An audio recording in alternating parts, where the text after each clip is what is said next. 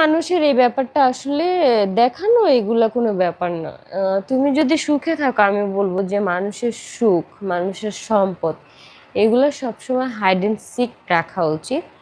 কারণ এই ব্যাপারগুলো হচ্ছে মানুষের সাথে একদমই শেয়ার করা উচিত না। তারপর হচ্ছে মানুষের ইনকাম এই ব্যাপারগুলা।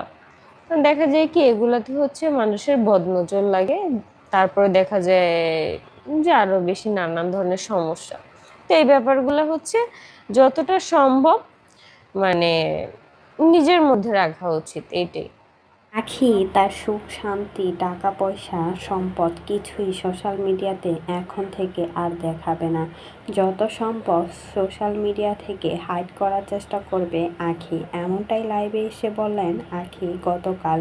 কারণ সোশ্যাল মিডিয়াতে যত বেশি দেখায় ততই নাকি তার জীবনে জ্বর চলে আসে। এখনই অসুস্থ হয়ে পড়েছে, এখন সুখে থাকার সময় অথচ অসুস্থ হয়ে ভর্তি রয়েছিল হাসপাতালে। তাই তো এখন আর সোশ্যাল মিডিয়াতে কোনো বিষয় কোনো কিছুই শেয়ার করবে না আখি। আখির উপর যে কতটা নজর দেয় তিশা হাত, সেটার জন্যই কিন্তু আখির ভয়। তার জন্যই সে সব কিছু এড়াতে আর কখনো সোশ্যাল মিডিয়াতে কিছুই দেখাবে না। সব কিছু এখন ঠিক রয়েছে আখির জীবনে। আখি অনেক ভালো আছে, অনেক সুখে রয়েছে।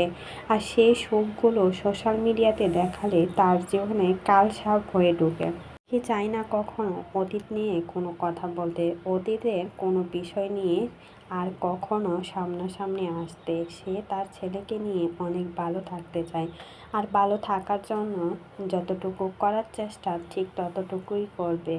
কয়দিন পর আখি নাকি অনলাইন থেকে চলে যাবে, আর কখনো অনলাইনে দেখা যাবে না আখিকে। এখন প্রয়োজনের জন্য অনলাইনে কাজ করছে, না হলে কখনোই অনলাইনে থাকতো না। বেশি দিন নাকি অনলাইনে থাকবে না আখি। তিশাহাত সবসময় চাইতো আখি যাতে অনলাইনে না থাকে দীপা মতন, কারণ দীপাও কিন্তু আহাদের লাইফ থেকে চলে যাওয়ার পর কখনো আর অনলাইনে দেখা যায়নি। আর তিশাহাত সেটাই চেয়েছিল আখিও যাতে অনলাইন ছেড়ে দেয়। আর সেই কাজটাই কিন্তু এবার ঠিক হয়ে যাবে আখির। আখিও কিন্তু রীতিমতো অনলাইন ছেড়ে দেবে।